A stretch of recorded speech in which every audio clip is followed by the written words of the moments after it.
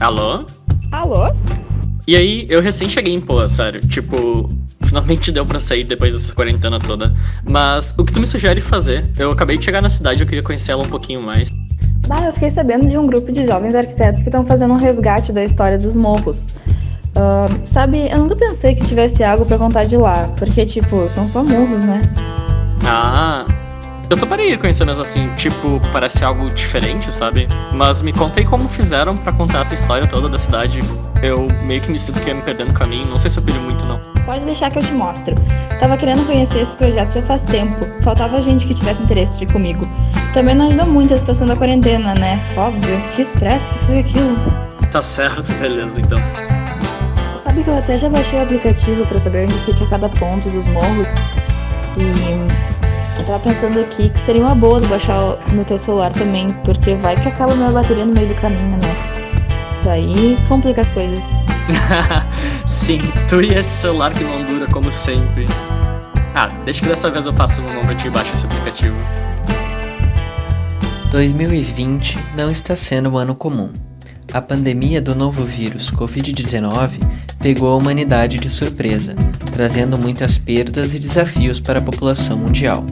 Tivemos que nos adaptar a esses novos tempos, adotando novos hábitos no nosso dia a dia. Trabalhos e aulas começaram a serem feitos remotamente. Encontros com os amigos e familiares passaram a ser virtuais.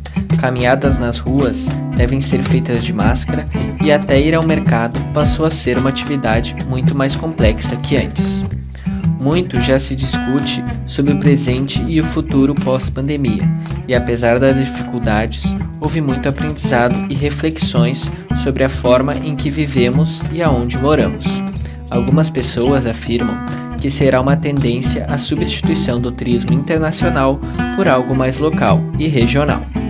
Depois de tanto tempo presos em nossas casas, começamos a adquirir uma nova percepção sobre aquilo que chamamos de lar e também aquilo que conhecemos como Porto Alegre. Mas o que você sente quando você pensa em Porto Alegre? Que memórias você tem daqui? Como você a descreveria para um amigo que nunca visitou? O centro histórico, nossos parques e principalmente a orla do gasômetro são todos espaços que guardamos com carinho e que fazem um papel ativo no imaginário porto-alegrense. Somos uma cidade feita de rio, alguns dizem. Há, porém, um elemento de grande importância há muito tempo ignorado e jogado para escanteio em nossas mentes: os morros. Fingimos que eles não existem, nos comportando como se vivêssemos em uma cidade plana como Brasília. Tem momentos que lembramos deles, quando o canto dos nossos olhos avista eles à distância no trajeto de volta para casa. Mas o momento passa e seguimos nossas vidas. Mas os morros existem e são muito vivos. Não só possuem uma mata nativa rica, espaços intocados por quase toda a população, mas muitos deles estão no próprio tecido, tendo um papel decisivo desde o início do nosso desenvolvimento urbano, e sendo recheados de histórias da nossa Porto Alegre, que merecem ser relembradas e mantidas vivas.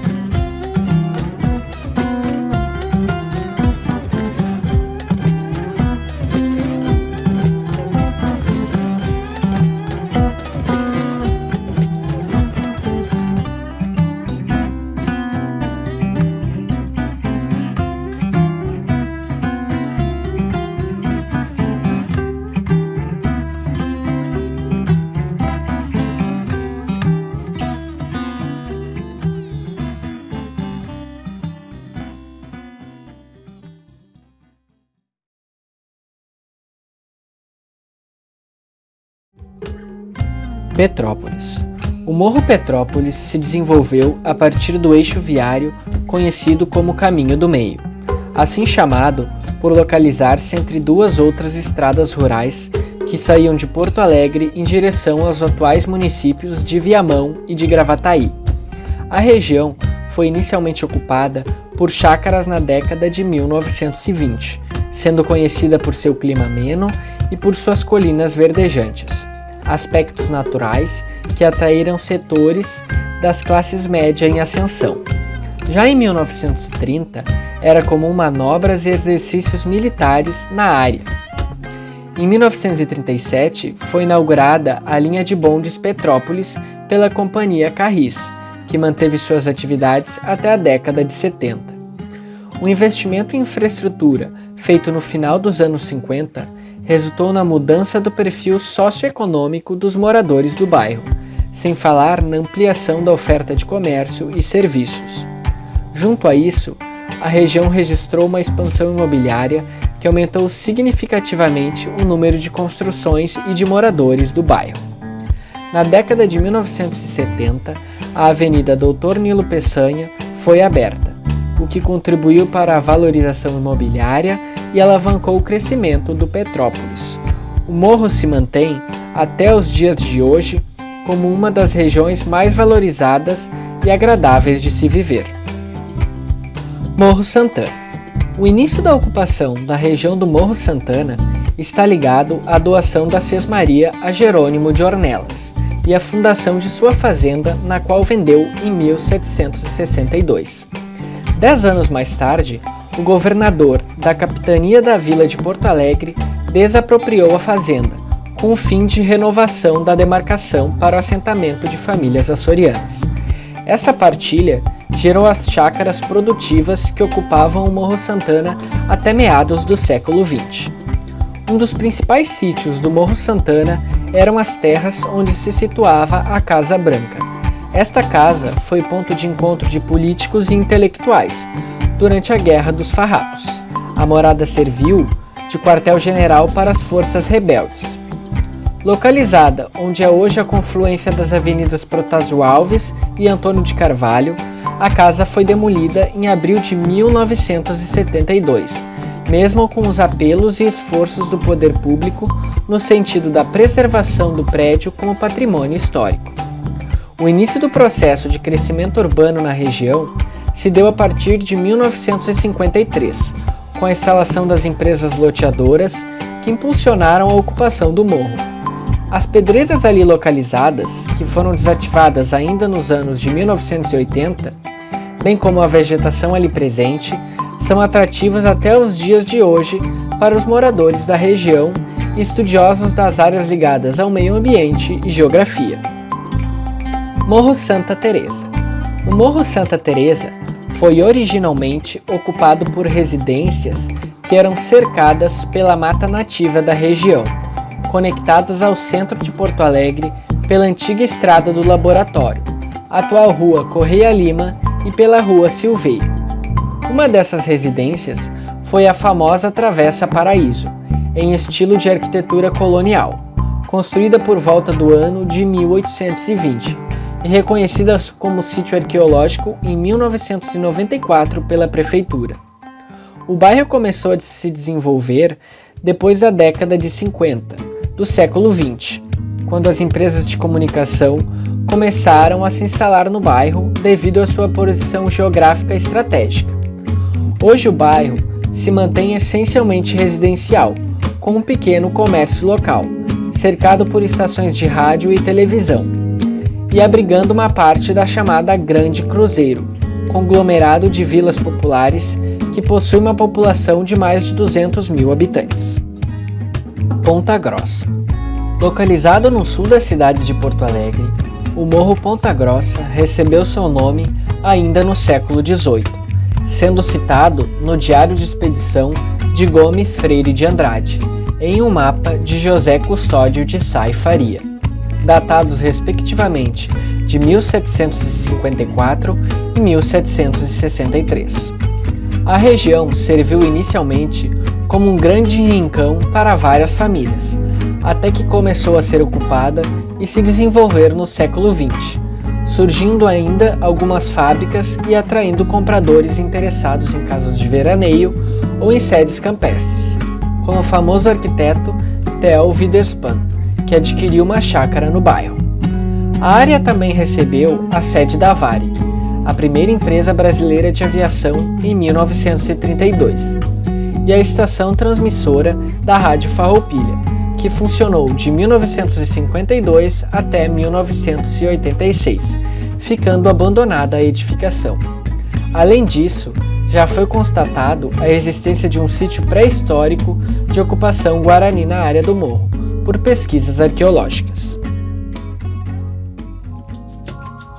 O projeto tem como objetivo incentivar a cultura e turismo local, suprir a demanda da população por espaços públicos de qualidade, proporcionar espaços abertos de convívio e lazer seguros, tendo em vista a pandemia de SARS-CoV-2, resgatar elementos perdidos da história de Porto Alegre e suas relações com os morros, valorizar espaços de importância para a cidade que não têm o seu potencial turístico e urbanístico arquitetônico totalmente aproveitado, e recontar a história de Porto Alegre, tendo os morros como elemento principal, de maneira agradável e recreativa, e com auxílio de tecnologias inovadoras e interativas.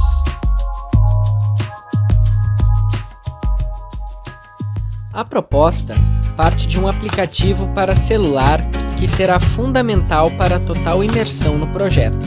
O aplicativo mostrará um mapa de Porto Alegre, destacando os morros da cidade e sinalizando a localização dos equipamentos propostos, sugerindo percursos para os espaços que o usuário tem interesse em visitar. Em 500 metros, você chegará à Praça Mafalda Veríssimo. Acompanhará o visitante com base em sua localização, indicando locais de interesse histórico e cultural e contando suas histórias. Além disso, o aplicativo será essencial para interagir com os diferentes equipamentos e aproveitar suas diferentes funções. Totens. O projeto vai distribuir totens nos morros porto-alegrenses, em lugares que apresentem um caráter histórico da nossa cidade.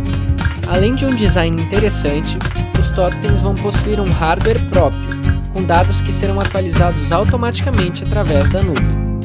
O totem mostrará informações sobre os sítios e suas histórias através de uma tela.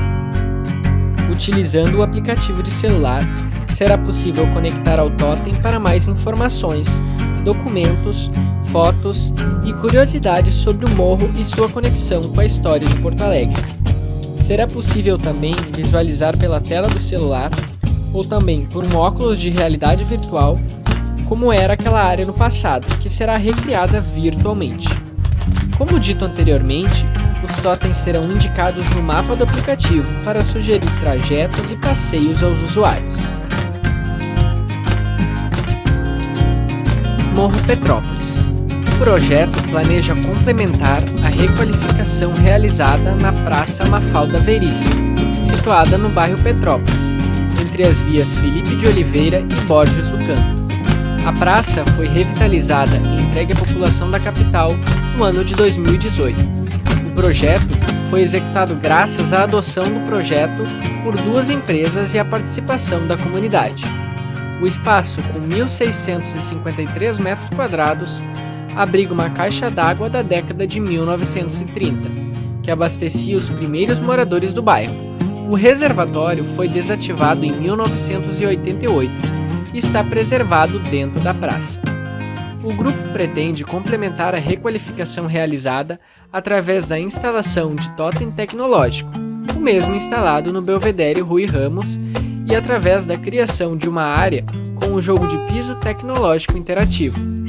Explicará a história do Morro Petrópolis por meio de ilustração gráfica digital, com desenhos, imagens e textos contando a história do bairro e da própria praça, adaptando as cores e brilho das telas conforme a luminosidade e condições do dia.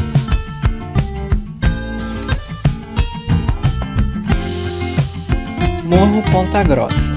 O programa do Morro Ponta Grossa, localizado na zona sul de Porto Alegre, consiste no resgate e requalificação da antiga estação transmissora da Rádio Farroupilha, que foi desativada na década de 80.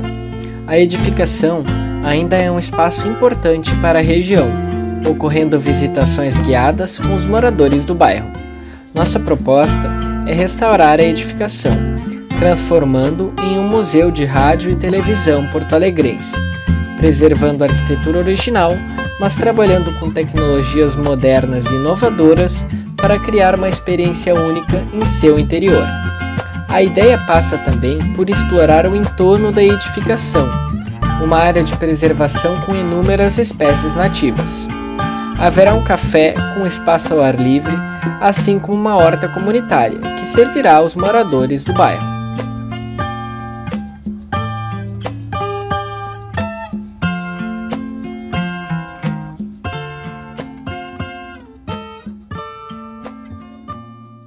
No Morro Santana, trabalharemos junto às marcantes feridas topográficas deixadas pela antiga pedreira da região.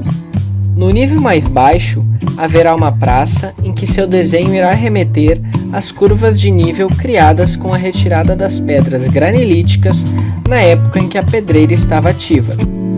No nível intermediário, terá um centro cultural, e no ponto superior da pedreira, a parte mais alta de Porto Alegre, será implementado um restaurante com visão panorâmica da cidade e terraço mirante com binóculos fixos e tótem tecnológico. Esses diferentes níveis serão acessados por um elevador panorâmico, interligando as edificações por passarelas. Morro Santa Teresa.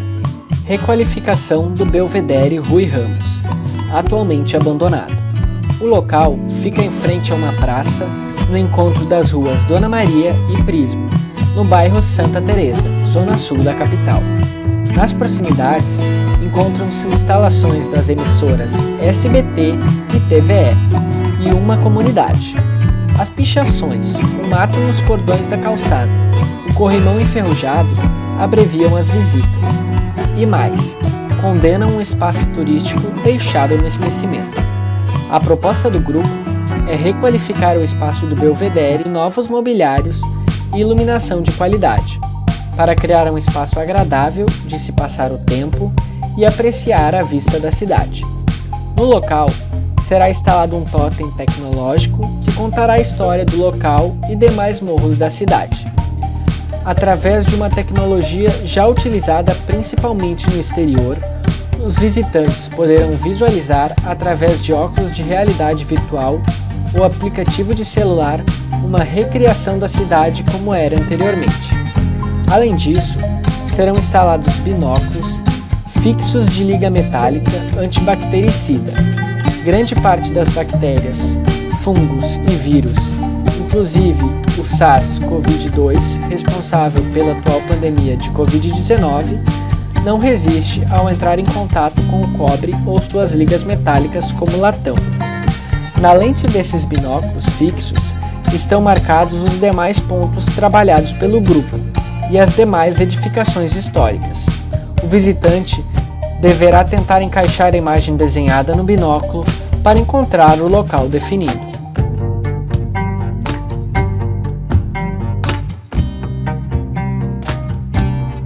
Opa, e aí, como que tu tá?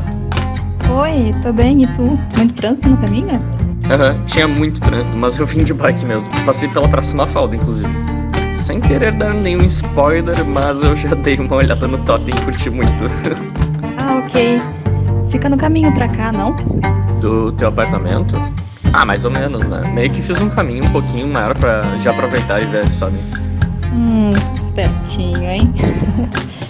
Eu já preparei tudo, estamos no horário certo, então bora ver o que tá acontecendo lá naqueles totens. Bora então.